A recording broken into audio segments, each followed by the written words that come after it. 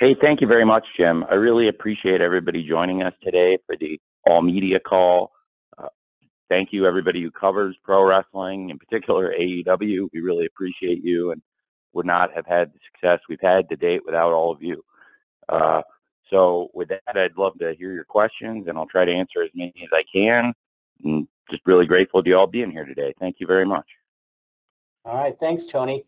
So we're going to start today with Connor Casey from Comic Book, and Brandon Thurston from WrestleNomics will follow Connor. Connor, you're up. Hey, Tony, thanks for taking the time today. Quick question for you regarding the AEW Collision announcement. There have been a lot of rumors and speculation. Wanted to get your take on it. Is there a plan for a brand split between Dynamite and Collision with your current roster? Well, I haven't given lengthy explanations yet for what I'm planning regarding the future of the roster and how people will be allocated across Dynamite and Collision and our other shows. And it's a great question. I think certainly I could see why wrestling fans all over the world would be interested in that and curious about that. And I think that's frankly by design, that we want to build that curiosity in and get people wondering exactly what you're asking. What's the future of the AEW roster, and what does this all mean going forward after Double or Nothing? So it's really good questions, and it's something we're going to be excited to follow up on. Thank you, Tony. Thanks, Connor. Brandon Thurston from WrestleNomics is up next, and we're going to follow Brandon with John Pollock from Post Wrestling. Brandon. Hi, Tony. Thanks again. So we know now that Collision is a new show. Is there any news that you can tell us about the future of Dynamite and Rampage? Have those been renewed for a new deal with WBD beyond the term that the current deal ends in 2023 or 2024? That's another great question. The scope of the deal as it is, the length is the same, and I don't want to get too deep into those conversations, but I would say the length of the term is the same, and this is an addition to what we'd already put together. And everybody was really excited about the success of AEW on TV at TBS and TNT, and they reached out to us and gave us this great opportunity. I think it spoke highly of AEW that this show and the idea to give AEW more programming goes all the way to the top to Mr. Zaslav, who is one of the most powerful and intelligent people in all of media on this entire planet. And he likes what we're doing with AEW on TBS and TNT, and it was literally his idea for there to be more AEW on TNT, and I'm very grateful for that. And I think we're going to do our best to make sure Collision is a great show and also maintaining great show with Rampage and also trying to take Dynamite to new heights. And that's a great challenge for us. We're really looking forward to. Thank you, Brandon. John Pollock from Post Wrestling is next. I'm going to follow John with a write-in from Taya Valkyrie from Women's Wrestling Talk. John. That's impressive that Taya is both asking questions and competing on the pay-per-view. Very exciting. All right, and with that, next question.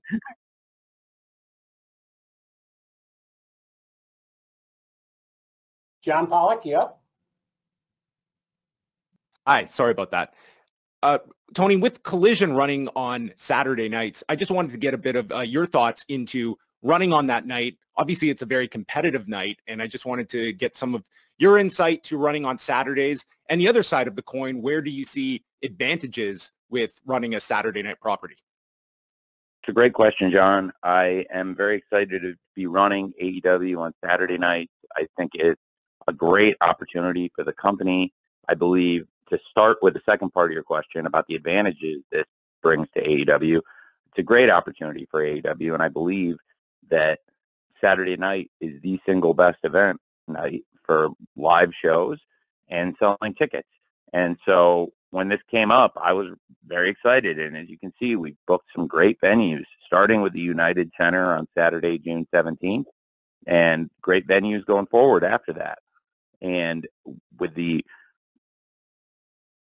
environment that Saturday night presents in terms of being conducive to live events and people going out and buying tickets, we think it's a great opportunity, and it's one of the reasons I was so excited when we were presented the offer for AEW Collision 8 p.m. Saturday night on TNT.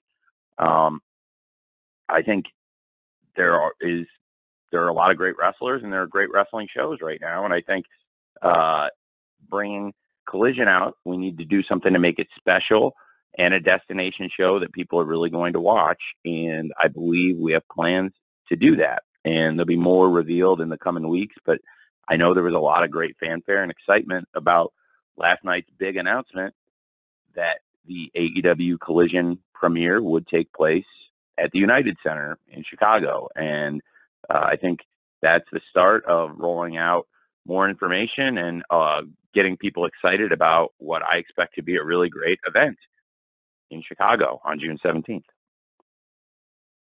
And I think it's a great question. I believe there are a lot of positives about Saturday nights, and it's one of the reasons we were excited about the time slot.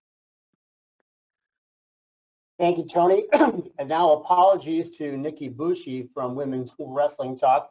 I'm operating the dashboard here and got some names transposed. So Nikki, not Taya, asked the following question. Since joining AEW, how important is it to have someone like Taya Valkyrie on the roster, which has so much history in the world of, or who has so much history in the world of wrestling? It's a great question. Taya Valkyrie's very experienced, great wrestler. She's been tremendous in the locker room and backstage, and is a great wrestler in the ring for us, and so far has posed, I think, the toughest challenge to Jade Cargill in the TBS Championship yet. The gloves are off, the cuffs are off, the restrictions are off at Double or Nothing this weekend, and her finish, the Road to Valhalla, which is also known as the Jaded, will be allowed in the match. There won't be any Mark Sterling legal tricks this time, and I think it'll be a great match, and I'm excited for Taya to step up, and certainly this will be, for Jade, a milestone match potentially, but also I think one of the toughest opponents Jade's ever faced, and it's a big rematch, and it should be a great match on Double or Nothing this Sunday on pay-per-view. Okay. Thank you, Nikki. So next up is going to be Sean Ross Sapp from Fightful, and Sean will be followed by Chris Mueller from Bleacher Report. Sean, yep. Yeah, thank you so much. Tony, you had mentioned in the past that you don't like going against NFL games. How will that change with Collision? Because NFL runs Saturdays, sometimes in the winter. And how will that affect pay-per-views during football season? Will they be on Sundays, or will they go back to Saturdays? And then, like, do you have a plan in order for that? It's a great question, and it's something we are talking about. I generally am not in the business of trying to compete with the NFL. Once you get to December, as you see, the college football schedule opens up, and then there's more NFL on the Saturdays, and that generally starts around mid-December. I actually worked to leverage that a little bit last year. I did an experiment running a Ring of Honor pay-per-view on that first Saturday where there is very limited college football schedule with only the Army-Navy game and no NFL. Once NFL starts in December, it's obviously that much more competitive of a landscape on Saturday TV. So that was definitely one of the considerations, but it's not like we're competing, 18 weeks out of the season with the NFL. I think generally across the 18-week schedule, you see that most of the games take place on Sundays or Mondays when we are not running events head-to-head, and it's definitely something to consider as we get into that latter part of the season. The NFL is truly the toughest competition in the world, and that'll be as tough a head-to-head matchup as you get. And we've had tough head-to-head battles before, going up against the World Series or big playoff games in basketball, but I think this would be the toughest thing we've ever gone against with the NFL. So I'm not necessarily looking forward to it, but it'll be interesting, and can definitely say that AEW is very much on the radar of the top NFL executives. They've definitely taken notice of AEW and the ratings we're getting and the media attention we're getting. And I expect they'll have another reason to look at what we're doing and be very complimentary of how AEW is growing. Thank you, Sean. Okay, as promised, Chris Mueller from Bleacher Report is next. We're going to follow Chris with a write-in from Ella J, a wrestling gal. Chris? Hey, Tony. I saw some reports circulating that Jamie Hayter might be injured. I was just wondering if you could give us an update on her condition and status for the pay-per-view. Well, Jamie Hayter is injured, and we've been addressing that on TV for several weeks. The culprit we focused on has been Tony Storm injuring Jamie in that tag match several weeks ago. And since then, Jamie has not been competing, and we've referenced it several times in recent weeks on television that Jamie is injured. And she was not cleared to compete last week in a match. And if she was able to wrestle, believe me, I would have loved it because she's a great wrestler and she is our world champion. And it was something I wanted to have. I thought last week was one of our strongest shows, and I really liked the Dynamite episode last week, and I would have loved to have Jamie Hayter on it. I think it's one of the only things that could have made it an even better show. And she is injured, and she's ready to compete. She's very tough, and she has said she's willing to get in and fight. And I think that shows what a great fighting champion she is. But that is true, and it's not anything we've hidden away from. We've talked about Jamie being injured a lot in recent weeks. So, now people are reporting it, but I think it's not anything we tried to hide. Thanks, Chris. Thank you, Chris. We're going to have a write-in here now from Ella J, from a wrestling gal, and Amy Nemedy from Russell Joy will follow. Tony, here's Ella's question. Sabu made his surprise debut last night on Dynamite and will be a special guest enforcer at Double or Nothing. Will this be a one-off appearance, or are there plans to include him in programming beyond Double or Nothing? I think it would likely be a one-off appearance. A lot of fans were excited to see Sabu. I don't think he's going to be somebody regularly stepping into the ring to compete, but under the right circumstances, if this goes well, then potentially he could come back and make other guest appearances. It was, I think, overall very positively received, him coming in and making a surprise appearance. So I'd be open to him coming back, but it's not something I see as a regular occurrence either. It was a very special moment to see Sabu. I got a text from my dad this morning saying Sabu, a blast from the past, because my dad actually took me to see Sabu wrestle when I was 13 years old. And the match we saw him in, the first time I ever saw Sabu wrestle, was Sabu versus Chris Jericho. And it was the only time they ever wrestled. And now they'll be both out in the same ring, and Sabu will be the special enforcer for the unsanctioned match, Adam Cole versus Chris Jericho. And I thought it was a very cool full circle moment. Thank you, Ella. Amy Nemedy from Russell Joy is next, and we're going to follow Amy with Bill Pritchard from Russell Zone. Amy. Hi, Tony. Thank you for taking the time. Speaking of full circle moments, I want to talk about the Four Pillars AEW Championship match with MJF, Sammy Guevara, Darby Allin, and Jungle Jack Perry. All of these contenders have been with the company since the first year, many of them since the very first Double or Nothing. They all have championship accolades standing behind them. I'd like to know how this match came together, as well as your thoughts on the pillars themselves and their growth in AEW as homegrown stars. Thank you. Well, it's a great question. I think we were looking for a top contender and somebody who would be a great opponent for MJF, and in doing so, we found three great opponents and three people we really like. They've all been great stars here, like you said, essentially from the beginning, from the first year and really the first summer that we launched. And I think Jungle Boy, Sammy Guevara, Darby Allin, and MJF all represent the future of AEW. And I think really when you look at the match on paper, it sounds like a great wrestling match, but it means so much to the company, I think, to have four of our really, really truly homegrown stars, people that had not made a huge international impression yet on television, but people we believed that with that TV time, each of them would grow and get to that spot. And I think each of them had their own backers and people that thought they were going to do very well, but they've all, each of the four, been people in the plans of the company since the first year. And I think there are different people you could give a lot of credit to along the way for helping these guys get into these positions. So people that have mentored them, helped them along the way, each of them, you know, whether it's great wrestlers like Chris Jericho and Sting and you know, a lot of other people along the way that have done things and helped these guys, you know, people including the Young Bucks, Cody Rhodes, Kenny Omega, many others that have had matches with these great wrestlers, I think, and help them get to this level.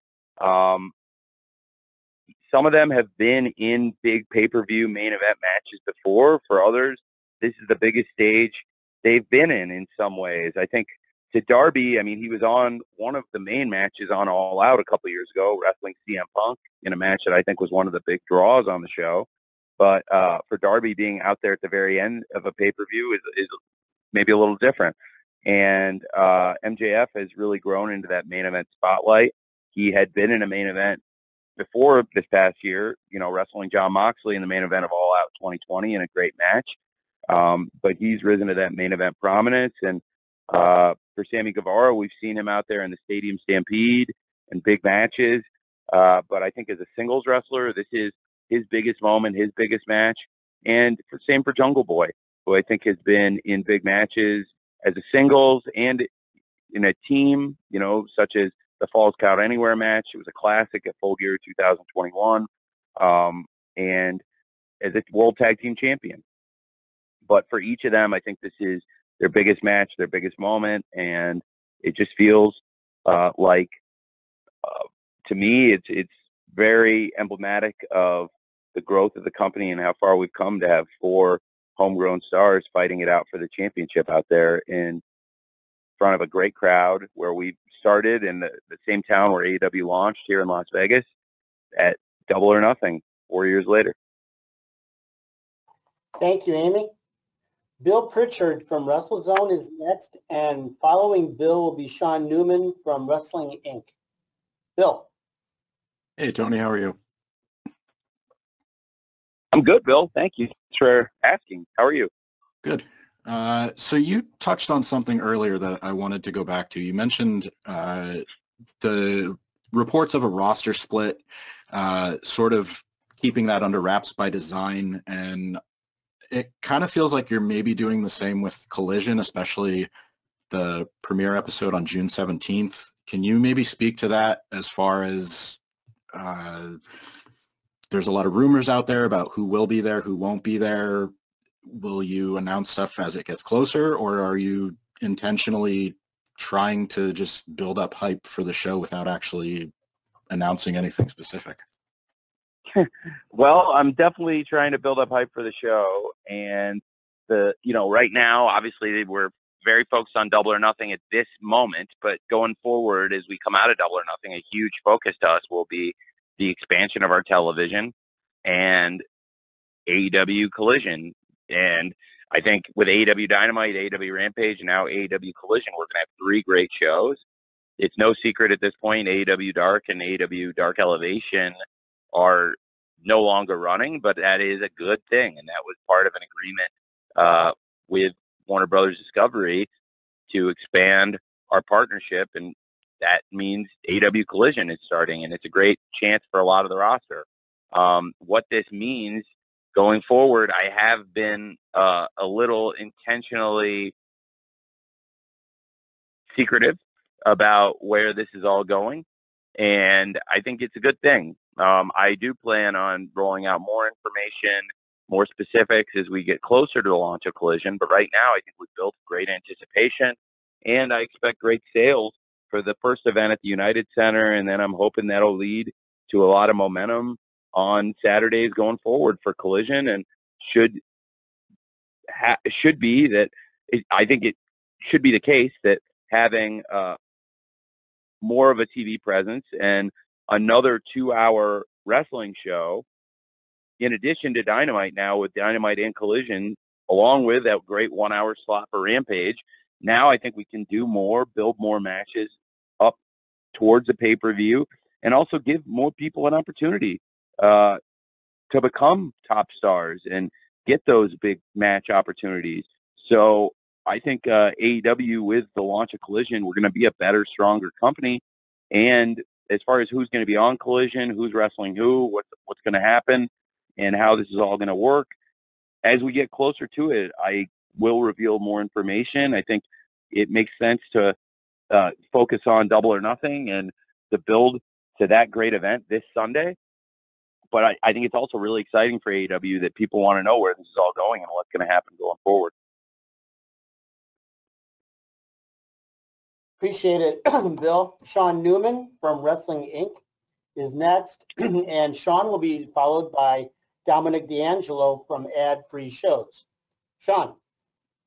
Hey, Tony. Thanks for taking the call. NXT Battleground is also this Sunday night, and I know that obviously, you know, WWE and AEW have had a little bit of an unspoken or sometimes spoken rivalry with each other at times. Do you feel like that is building up a little bit more now with the pay-per-views going head-to-head, or is that feeling creeping up at all in the locker room or backstage? Fair question. I think it's been that feeling from day one since we launched the TV show. And it actually probably changed a little bit on April 14th, 2021. And now with this, you know, it feels like the old days in some ways. I'm always very eager to compete in whatever arena I'm in. And I really love the competition in pro wrestling as long as it's done with some ethical standards. And people running events at similar times, you know, I don't know if that's necessarily unethical. I don't have a big problem with it. And I wish everybody the best. And I think I expect we will do the best show on Sunday. And I think there'll be a big audience for AEW Double or Nothing. But certainly that the spirit of competition is something that we've dealt with from the launch of AEW. And I have never really had any problem with it as long as it's, you know, an ethical competition. I don't always think it has been coming from the other side. Thank you, Sean.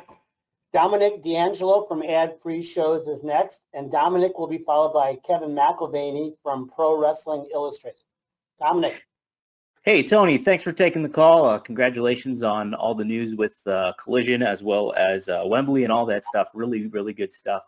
I'll be in Vegas this weekend for Double or Nothing. Looking forward to it. I do have a question regarding kind of the creative expansion of AEW as it goes.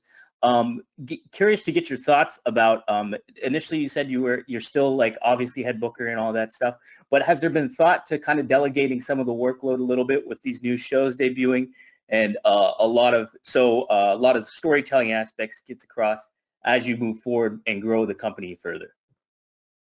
Well, I will be the head booker going forward, as I have been for several years, and I think that with the expansion of AEW television, it means getting more great voices in the room. And I have a lot of great voices in the room, and I could probably use more. And, you know, we've had some new people come in that are helping, and I'm trying to build a bigger team and get more voices and more ideas.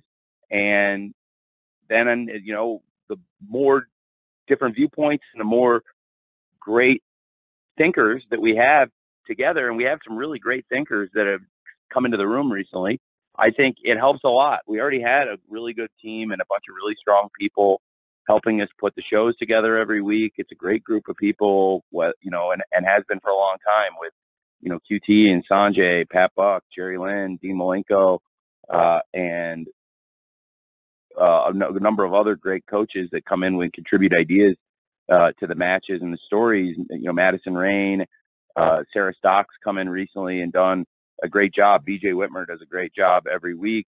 And a number of other people have come in and stepped up in those roles recently. Will Washington joined the office and is great with ideas and is another good person to have on the team. I've been leaning on Brian Danielson a lot more recently, and I really like Brian Danielson. I think he can only continue to contribute more and more and more. He's one of the smartest people I've ever met, and I really respect him.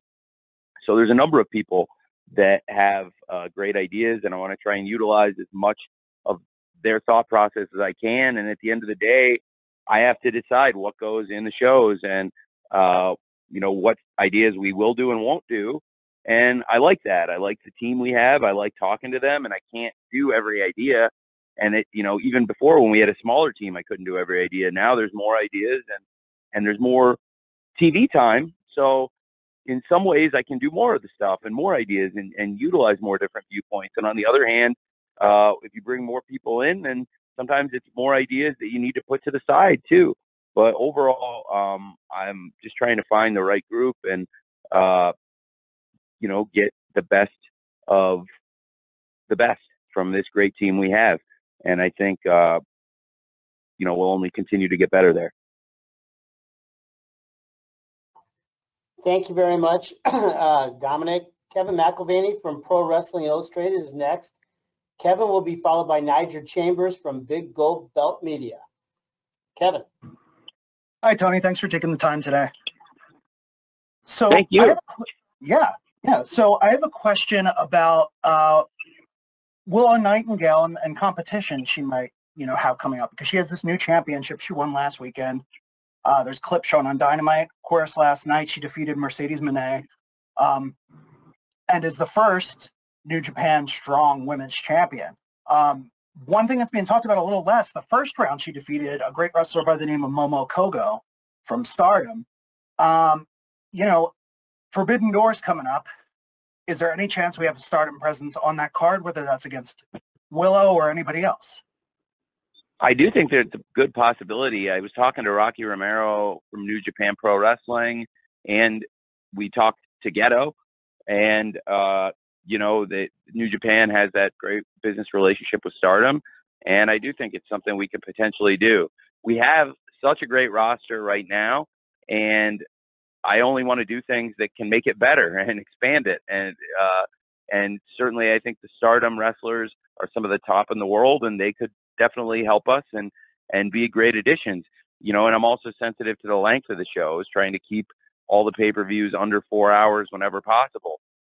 Thankfully, there's not going to be an NBA playoff Game 7 this year, so I don't need to do any of the tricks I used last year to lengthen the show that, frankly, whether anyone liked them or not, they worked. And the show did a huge buy rate, and it was the biggest number of late buys at that point we had ever done.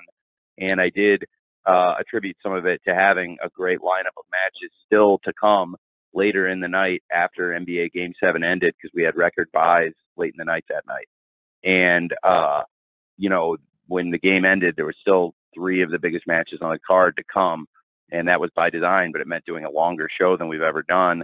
This year I'm not going to have to do that. And in general on pay-per-view shows, that's the only time we've ever done that out of about 16 shows we've done on pay-per-view. And I think, going forward, I guess that would be 17, including Forbidden Door shows now. And the more shows we do, I believe, we've built a great rapport with our fans. I think people have come to expect that our pay-per-view shows are going to be great and people will get their money's worth. At the last pay-per-view we did, AEW Revolution, I thought it was one of the best pay-per-views I've ever seen. And fan feedback has been similar.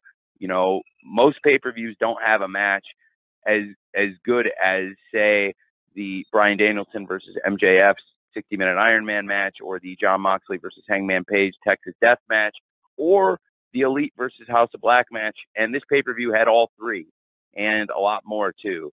And I think when you buy an AEW pay-per-view, you have high expectations, and that's a good thing that we built with our fans. And this pay-per-view, Double or Nothing, definitely has that. The next pay-per-view we'll do will be Forbidden Door, and as you said, there'll be a lot of great wrestlers international stars, in particular from Japan, that I think could add to that show and make it a great show. So I am considering a lot of ideas, and one of the most challenging things for me, please believe me, is trying to fit all the great ideas in 4 hours. And even if we don't necessarily always do a perfect job, I do think we generally get a lot of great action in 4 hours, and all of our pay-per-views tend to be very, very good, and many of them tend to be great. And I expect the Forbidden Door show will be very, very great. Last year we had a great experience working with New Japan, and I think we can do it again this year. So as far as the Stardom involvement, that's not 100% in my hands or up to me, but I think they would be a great participant, absolutely. Thank you, Kevin. Niger Chambers from Big Gold Belt Media is next, followed by Steve Fall from 10 Count. Niger. Evening, Tony. You mentioned earlier about great venues, and for a fact, you have held events in some of the best. And with Double or Nothing, your annual event, you've made a home in Las Vegas. I started to look forward a little bit, and I wanted to know, is there any interest or maybe consideration into moving next year's event at the soon newly open MSG Sphere? Thank you. Well, no, I hadn't thought about that. So tell me, can you tell me about what venue is that? Certainly. So, if you fly into Vegas, you'll see this new venue that they have been working on. It got held up a little bit by the pandemic, but it is set to be completed and open come September of this year. And, it's right next to the Venetian, and it's from the same folks who have designed Madison Square Garden and their other venues across the world. So it's a very unique event. They're starting to open up with some interactive events, but soon to open up for concerts and other things such as pro wrestling. That's interesting. I don't know much about the venue. I think we have a great venue right now with T-Mobile Arena, and it's our second year in a row running there. But certainly it's been great tradition in Las Vegas, and I would be interested to learn more about that venue. I just like learning about venues in general for sports. So I don't know much about that one, but I'll be interested to learn more about it. I think you're giving me something to study now. Thank you, Niger. Steve Fall from 10 Count is next, and I'm going to follow Steve with a write-in from Joseph Galizia from Wrestling Headlines. Steve.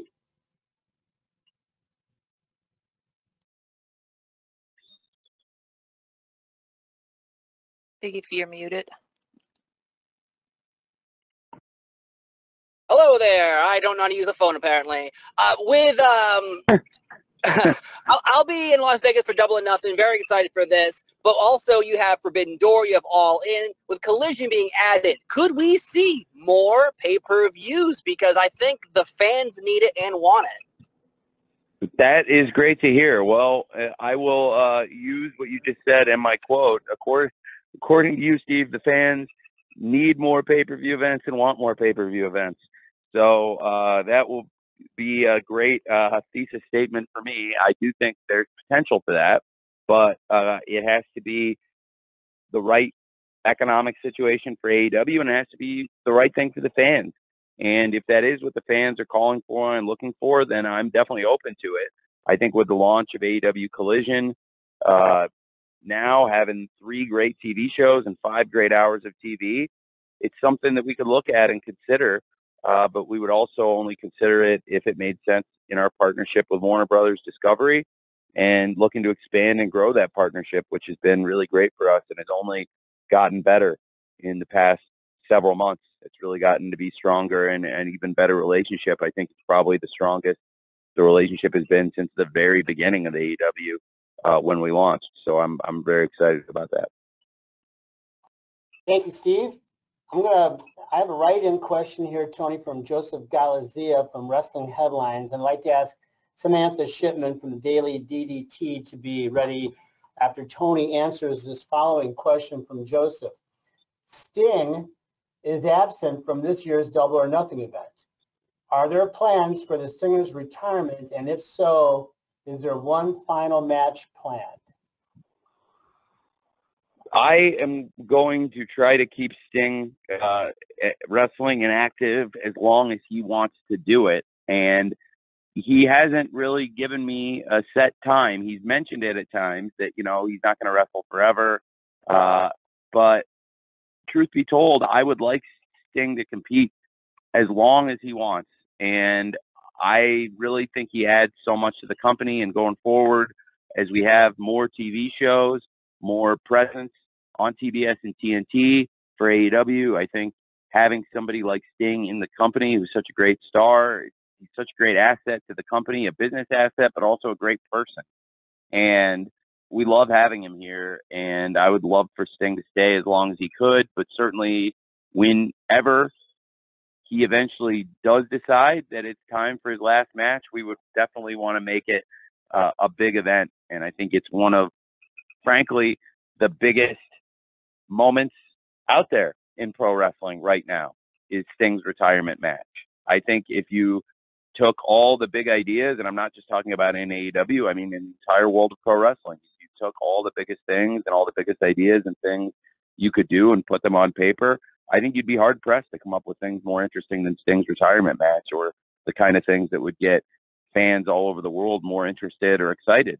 And so it's definitely something that will eventually be a major asset to the company. But in the meantime, I think Sting himself is a major asset to this company, and I don't want to try to leverage his retirement for short-term gains, because right now the person that we're getting is so incredibly valuable to the company in Sting. Thanks for asking. Thank you, Joseph. Samantha Shipman from the Daily DDT is next, followed by Nick Hausman from House of Wrestling. Samantha.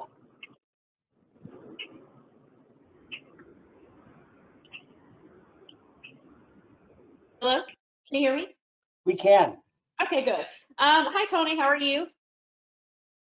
Good. I'm doing great. Very well. Thanks for asking. How are you? Doing good, thank you.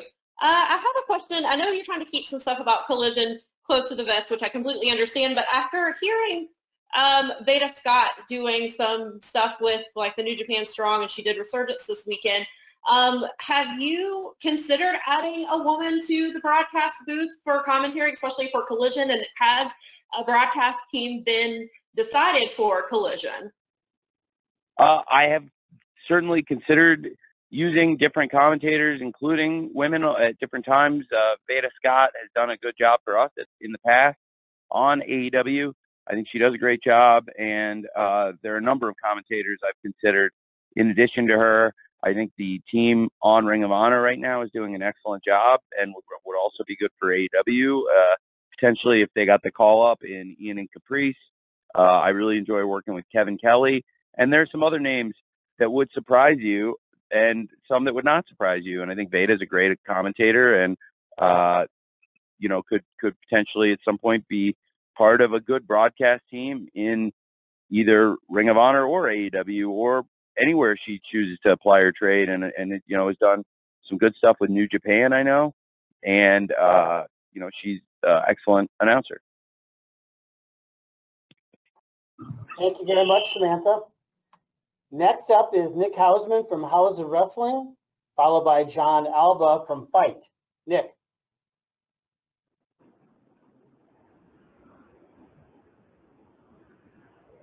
Hey, Tony, can you hear me? Yep. Tony? Hey. Yeah, hey, I can hear you. Awesome. Thanks so much for taking the time, Tony. Sure. So I wanted to ask about Willow Nightingale. She's somewhat surprisingly, it sounds like, the New Japan Strong women's champion because of Mercedes Moné's unfortunate injury. Kind of two-part. I was wondering, does Moné's injury affect anything you had planned for Forbidden Door? And how do you plan to capitalize on Willow now holding this New Japan title? These are great questions. Well, when you go into a tournament with Mercedes Moné in it, she's one of the best wrestlers in the world. I have a lot of respect for her personally and professionally. And I think when you have somebody of her star power in a tournament, you generally assume they're going to have a very good chance to win. So I would say she was the odds-on favorite to be the first ever Strong champion. And I think it's very fair to call Willow's win an upset victory. And she was able to take advantage of an injury to her competitor to become a champion, which is frankly what pro wrestling is all about. And I think Willow was somebody that we have had in our plans, and that's why I sent Willow specifically my choice to go to New Japan and compete in this tournament. They asked me for a name. Other wrestling companies were sending their top stars, and everybody was going to send their top star to compete against Mercedes for the inaugural New Japan Strong Championship. I have so much respect for New Japan as a business partner and am friends with their leadership. And as part of being a good, respectful partner, I wanted to send a great representative of AEW. So when I talked to Rocky and Ghetto about it, I suggested Willow. And I think she's come a long way. She had, since we relaunched Ring of Honor, I think maybe, with, to be fair, with the exception of the FTR versus the Briscoes matches, leaving those out because they are very special. They hold a special place in wrestling history, to me at least, and I think to a lot of other people. And because so many of us look back on them fondly, they were already, I think, 5-star classics, but now so many of us look back on them very fondly with the way they'll always be tied to the late, great Jay Briscoe, who so many of us love. And I think setting aside those, which have been by far, to me, the best things I've been involved with since I purchased Ring of Honor, and those will always hold a special place in my heart. I think looking at everything else we've done hundreds of matches, many shows now for Ring of Honor. I think since I took over doing the TV show, I think tonight is the 13th episode, I would like to say, of the new Ring of Honor TV, and we've had several great pay-per-views now. It's been over a year. I've run the company. Probably the best one-on-one match that we've had, or certainly one of the best one-on-one matches we've ever had in Ring of Honor, has been Willow versus Athena. It was awesome. It was so great, and it could easily be the best singles match we've had in the new ROH. And I definitely thought it was the best match we had at the Universal tapings. It's just a classic. And I thought it showed how far Willow has come in this company. She's been a part of some big matches. She's certainly considered one of the homegrown stars. She's been, at times, the recipient of some attacks and some chicanery on the part of the Outcast. And I thought that Willow is really somebody that is growing and getting better and better. And in the time I've worked with her, I've seen that improvement, and I've seen the fans continue to connect with her more and more. And I thought she could take it to the next level. I believe there was a very good chance she would get to the finals and then get in there with Mercedes. We'll see what happens. And, of course, it was a huge upset win. Willow's now the New Japan Strong Women's Champion. It's a huge, huge moment, not just for AEW, not just for Willow, but really for Ring of Honor for that matter, but for all of us. And I thought it was a great win, and I absolutely believe Willow was capable of being a great champion and having great matches, and that's why I chose her to go to New Japan. Now going forward, it does make things a little bit interesting because nobody really knows besides Mercedes and myself what was going to happen there and what the future would hold for her, whether that was competing exclusively in New Japan or potentially also whether she'd be at Forbidden Door. And frankly now, even going forward, I don't think anybody but her knows when she'll be ready to come back to the ring. But I have so much respect for Mercedes, and I think she has been a great champion all over the world, including in New Japan. And she would have been a great first ever strong champion, but I think we have a great champion now in Willow, and we'll look to utilize Willow in AEW, possibly in ROH, and also take advantage of that great, beautiful new championship belt that she's holding also. Thank you, Nick. John Alba from Fight is next. John will be followed by Jim Barcelone from the Miami Herald. John. Thank you, Jim. Good afternoon to you, Tony. Hope all is well with you. I want to follow up a little bit on what Steve said before about the future of pay-per-views and everything. Obviously, Double or Nothing, huge, important event for you, as it is every single year. But this year, with Forbidden Door coming up, then we have All In, then potentially All Out. I'd love for some clarification if you could provide any. Do you have an update on the broadcast status and availability of All In, your premier London event? And will we see All Out on pay-per-view directly after that the following week? Well, it's a great question. I cannot completely give a full answer to that yet. I think it's a fine thing to ask, but we're still working on the solution for that event and how we're going to offer it. And I think it's going to be, to date, the biggest event we've ever had in AEW. And right now it's tracking to be the biggest wrestling event ever in England, which is pretty amazing for such a massive country with a massive population and a great history of pro wrestling over many decades. To say that we're on pace for such a historic milestone, it's a big deal for AEW. That event's really special to us. As far as where it's going to air or where it's going to stream or how it's going to be available, that's something I'm still working on and hope to have good answers for it soon. But there's a lot of considerations to take into account when you're doing an event like that. So All In is certainly very much on our radar going forward. Right now, looking ahead to Double or Nothing this Sunday, which will be offered as a traditional pay-per-view. And we've got great pre-buys already. There's a lot of interest in the event.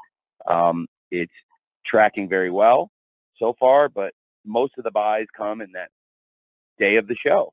So I believe there's great interest in the event. There's great interest in the championship matches, Anarchy in the Arena, Adam Cole versus Chris Jericho, these personal rivalries, and should make for a great pay-per-view. And then as far as how the events are streamed or aired or both going forward, that's something, we'll continue having good conversations about.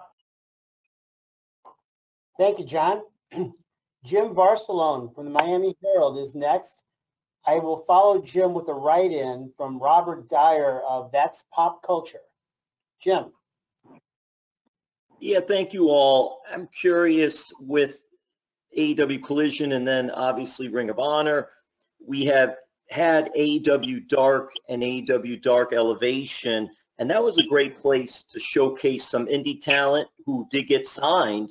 And I'm just curious, Tony, if the plan is still to have those shows or to come up with something else, or right now it's just everything is too full and you got Collision and Ring of Honor that are going all in right now, that is something put on the side, or what are the thoughts there? Thank you.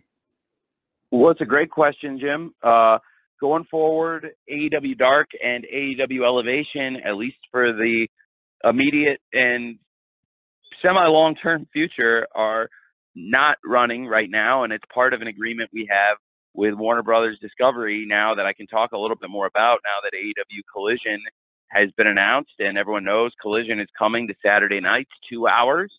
And as a trade, we are not running Dark and Elevation, but it's a great opportunity, in my opinion, for fans to watch AEW's top stars on TV and get more of the stars on TV, and also for Ring of Honor to grow, for a lot of that top indie talent to come through Ring of Honor, and even some of the top stars in AEW are making appearances in Ring of Honor. And we've seen top champions, some of the best wrestlers in the world hold titles in Ring of Honor right now. When you look at the lineup of champions in ROH with Claudio Castagnoli, Samoa Joe, Athena, Katsuyori Shibata, and the Lucha Bros, along with Brian Cage and the Gates of Agony, it's a really strong lineup of champions. Some of the best wrestlers in the world hold titles in ROH right now. So it's definitely not a feeder promotion. It's definitely its own great company that stands on its own 2 feet with over 21 years of history, and some of the best wrestlers in the world have competed there.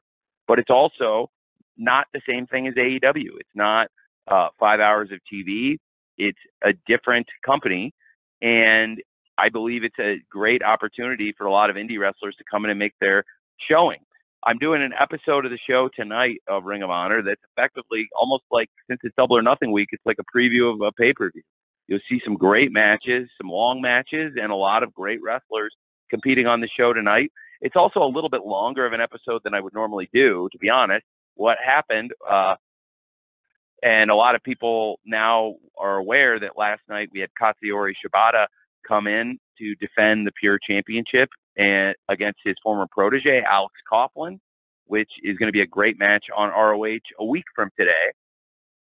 And for the timing of some of the people coming in, particularly Shibata, whose schedule, you know, I want to maintain for the company. I want to be able to give him an opportunity to be a fighting champion and also work around a schedule that allows him to take care of his body and get ready for these defenses as long as he can continue to hold the championship, which is great for us when you have a great champion like Shibata-san.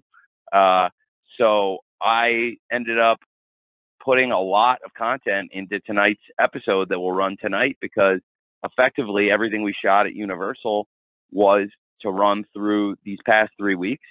And then next week we'll pick up with this new great content we've shot in Las Vegas, including Shibata versus Coughlin, Athena versus Kiera Hogan for the Ring of Honor Women's World Championship, and a number of other awesome matches I'm excited about. Zack Sabre Jr. Will be coming in and defending the television title next week on TV after he teamed up with Samoa Joe as they try to prove who is the greatest world TV champion.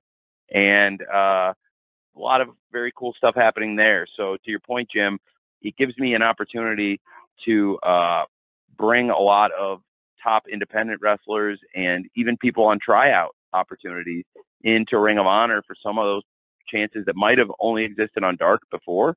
But Ring of Honor also has a lot of the things you didn't have on Dark, like championships and those kinds of compelling personal rivalries that people want to see. So I think in many ways, Ring of Honor is a great value.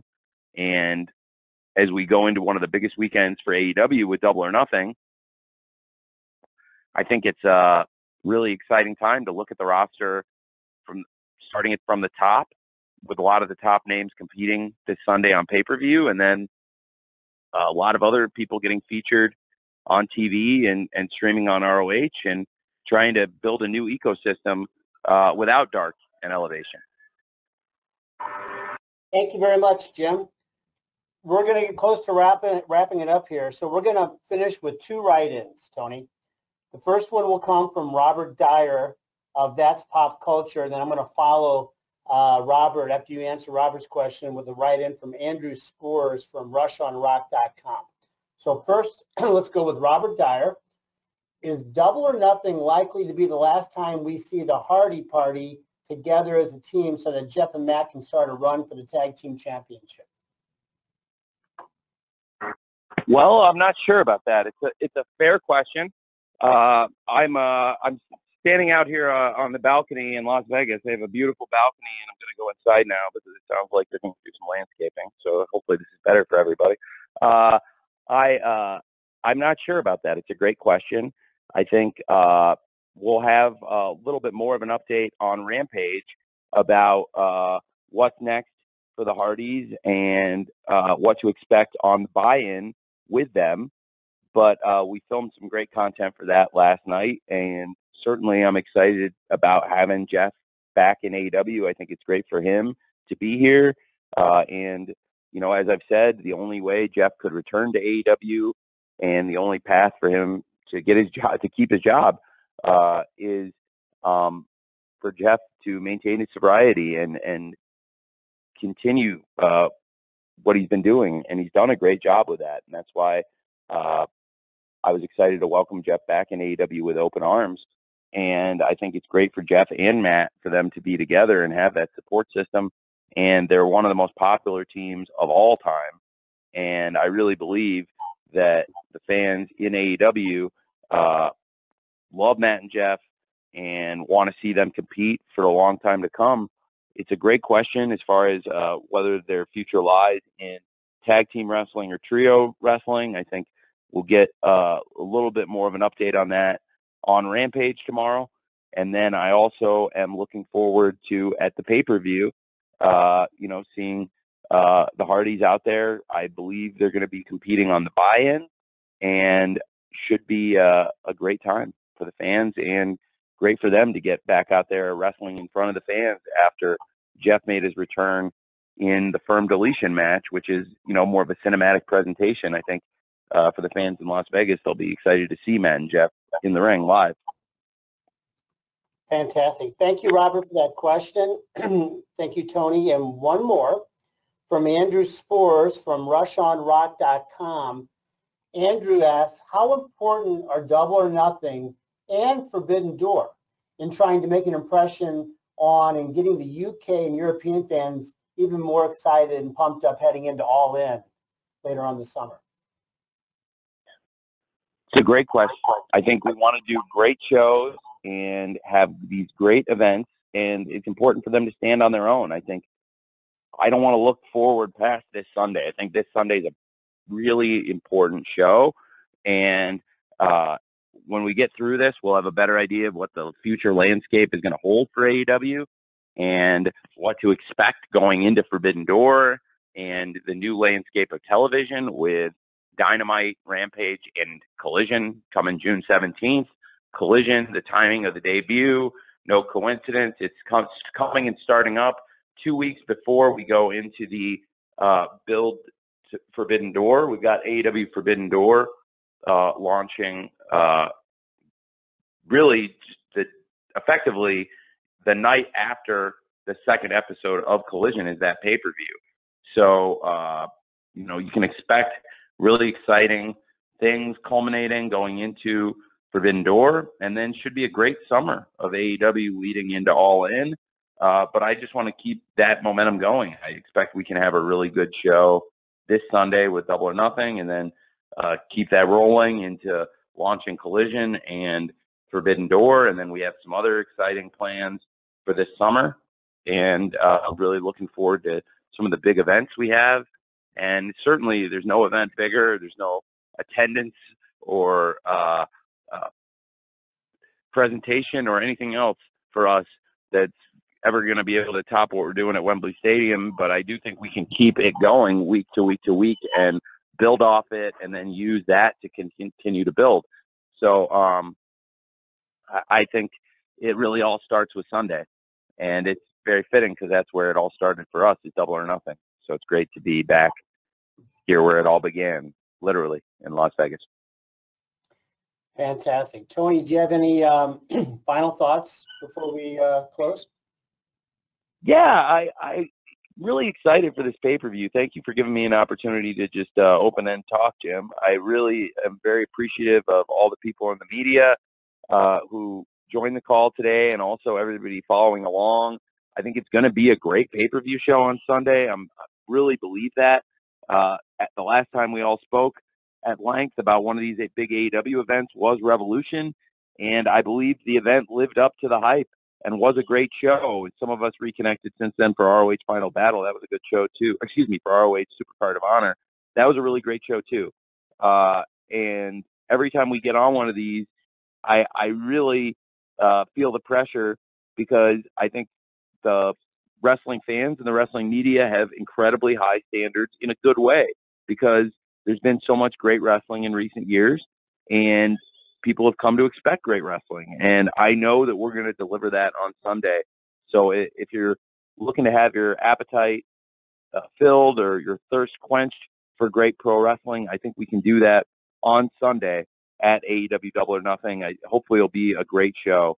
And I just wanted to give everybody a shout out for joining the call today. I really appreciate it. Thank you for your coverage and the opportunity to talk to you about AEW and Double or Nothing this Sunday on pay-per-view.